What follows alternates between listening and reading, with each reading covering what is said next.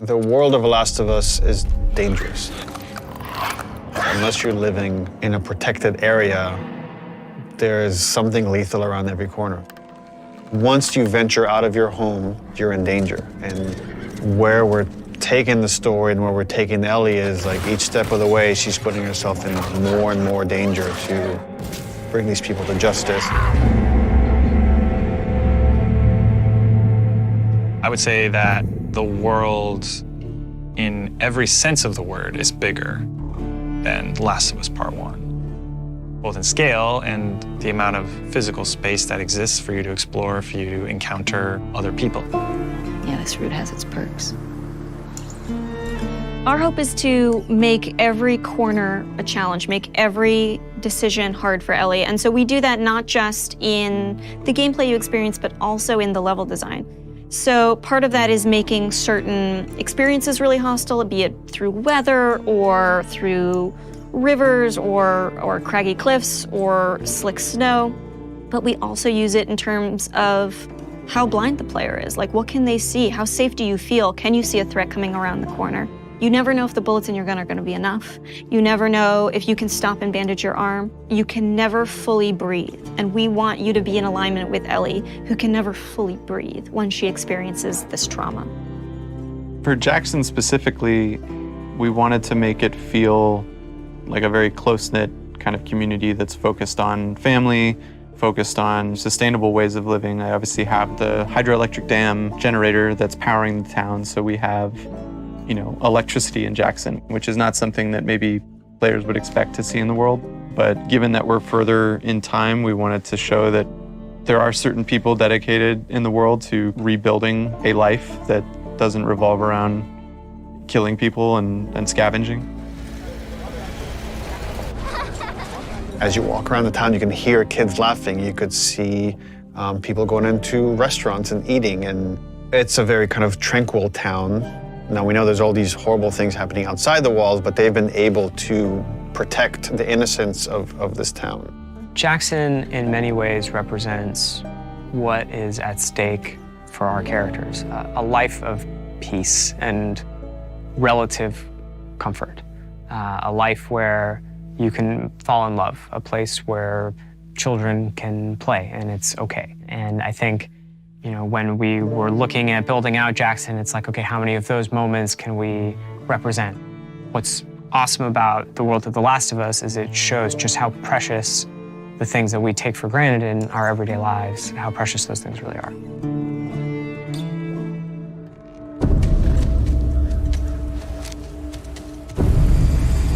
Seattle, compared to Jackson, is very different. It's more of a war zone, I would say. Part of the interesting thing with Seattle or the Pacific Northwest is that there's all this rain and all this foliage and wildlife, and it's this very lush area that if someone were to settle down, it'd be a pretty good place to settle down just as far as the kind of fruit you can scavenge, the animals you can hunt. And then because it is so lush, because it is so teeming with resources, is why there are multiple factions trying to fight over those resources. One faction you run into in Seattle is the Washington Liberation Front. When the outbreak happened, the military took some pretty drastic actions and quarantined parts of the country. And this was their way of protecting the population that has survived this horrendous outbreak. And because of that, it led to rise of these resistance groups. And in the first game, we saw the Fireflies. And we heard about other groups, and in this game, we get to see, here's another group that rose called the Washington Liberation Front that was able to defeat the army and thereby take over a lot of their equipment. And they're this very militaristic faction.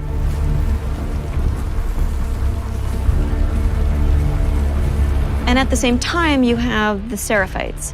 And they're a religious group that also came up out of the outbreak that believed that the pandemic came because of sin. They're trying to reset the world and return it to a better place than it was. In The Last of Us, almost any group that has survived this long has to be dangerous. If you're not dangerous, you're not going to survive. You're going to become someone's victim. And the two factions you run into are both very dangerous. The WLF has a lot of military equipment, that they're able to use the defense area, and they have large numbers, whereas the Seraphites are very quiet and stealthy and able to use the large amount of foliage to their advantage, and they fight more in this kind of guerrilla warfare. How you deal with them is going to be different because they have different language, different communication style. The scars will whistle to each other with this different language. And they have some of the stuff that you have. You have a bow and arrow, they can hit you with arrows and impale you, and you have to pull the arrow out. They have big sledgehammers and melee weapons. The WLF, they have trained dogs that will sniff and attack you. Dogs are a new level of threat that Ellie hasn't had to negotiate before, and hopefully they create a new complicated choice for the player. We saw in them an opportunity to challenge people's perceptions of what a combat setup can be. We wanted to find really hard choices. The dogs themselves have names. They're called out by their owners. We wanted every setup to be challenging. That smell. Looks like infected did this. How many do you think it would take to bring down a moose? Infected are still a threat in this world. We wanted to take first our basic classes that we had in the first game and say, okay, what's different about them now? So we'll have scenarios where way more runners, like we can have hordes sometimes of runners coming after you, and it might be about just escaping because the odds are just overwhelming. You know, this thing just keeps mutating. There's certain evolutions of infected that you haven't seen before, certain new classes. There's the shamblers, which kind of have these exploding acid clouds when you get near them. You're running down a hallway and you have to suddenly make a decision like, oh, do I want to take the damage and go through this cloud or find some other route or go back the way I came? And it kind of forces you to, on the fly, kind of make new decisions about how you're going to deal with the threat behind you or potentially in front of you.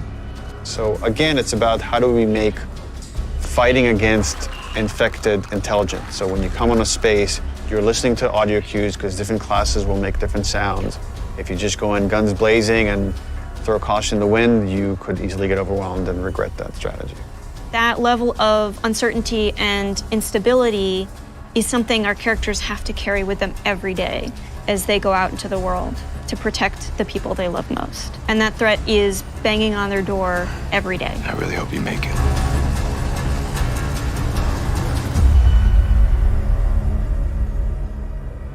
PlayStation